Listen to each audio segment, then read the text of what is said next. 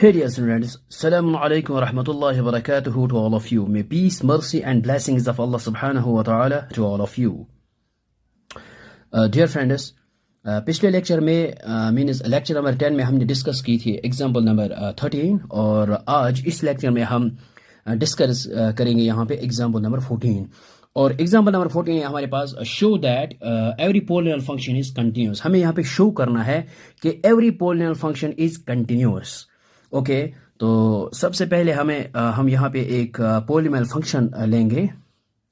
तो ये हमारे पास पोलिनोमियल फंक्शन है, ये p of x is equal a naught x power 0 plus a1 x power 1 plus a2 x square up to so on an x power n।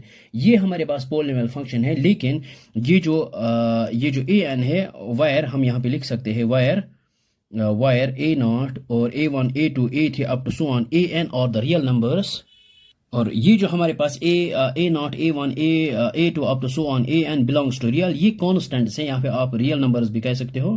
तो and ये जो leading coefficient है, ये जो an है leading coefficient है, ये not equal to 0 होना चाहिए। ओके जब भी हम जो हमारे पास लीनियर पोलिनोमियल हो, क्वाड्रेटिक पोलिनोमियल हो या फिर क्यूबिक पोलिनोमियल हो up to so on biquadratic हो, तो लीडिंग कोफिशिएंट जो होता है वो नेवर नॉट इक्वल टू 0 होना चाहिए। ओके सो ये हमारे पास एक पोलिनोमियल फंक्शन है।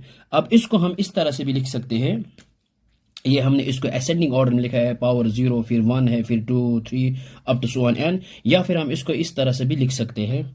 ये हम यहाँ पे स्टार्ट करेंगे, ये जो लीडिंग कोफिशिएंट है एंड लीडिंग पावर है हाईएस्ट डिग्री जो है, फिर इसके बाद जो आता है इसकी लोवेस्ट डिग्री, यहाँ पर हम इस तरह लिख सकते हैं an-1 x to the power n-1, फिर है an-2 x to the power n-2 and plus so on. अब लास्ट पे क्या आएगा an-n x to the power n-n। Okay तो ये हमारे पास बन जाएगा p ऑफ x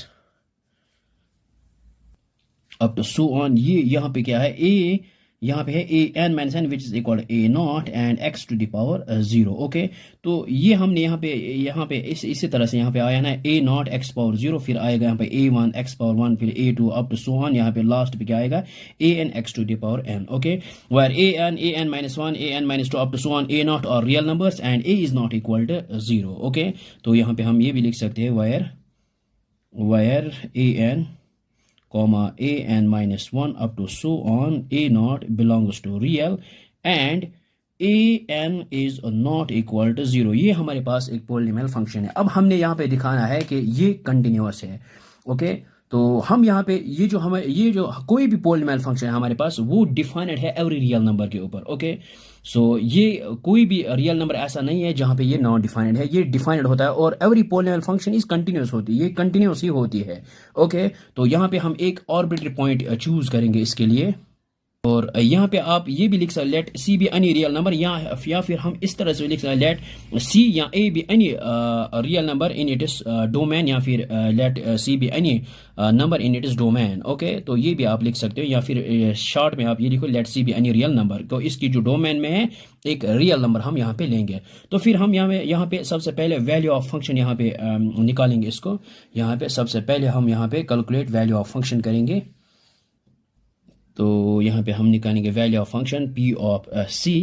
तो हमारे पास क्या आएगा, तो इसमें आप पुट करो या फिर इसमें एक ही बात है, तो ये बन जाएगा हमारे पास a naught c power 0 plus a1 c power 1 plus a2 c square up to so on. तो यहाँ पे आएगा हमारे पास लास्ट टर्म जो है ये है an c power n। Okay तो ये हमारे पास है value of function at point c। Okay तो अब हम यहाँ पे limit of function, now limit x approach to c p of x, क्योंकि हमारे पास जो फंक्शन है वो पोलिनोमियल फंक्शन है और पोलिनोमियल फंक्शन को हम ऑलवेज डिनोट करते हैं p ऑफ x से।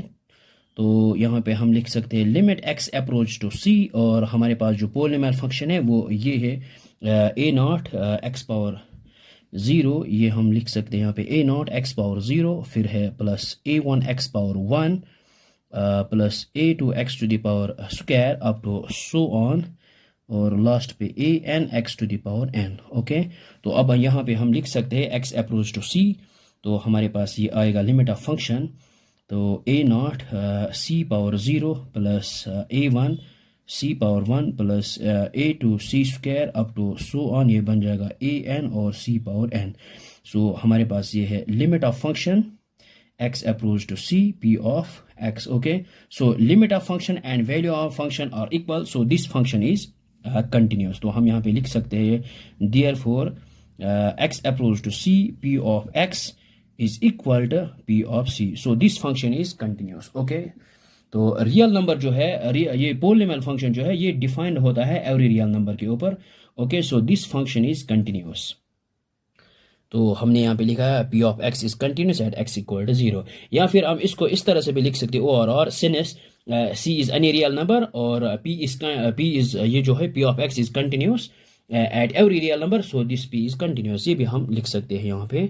सो हम यहाँ पे ये भी लिख सकते हैं since C is any real number, या फिर हम ये भी कह सकते हैं C is any arbitrary point, okay?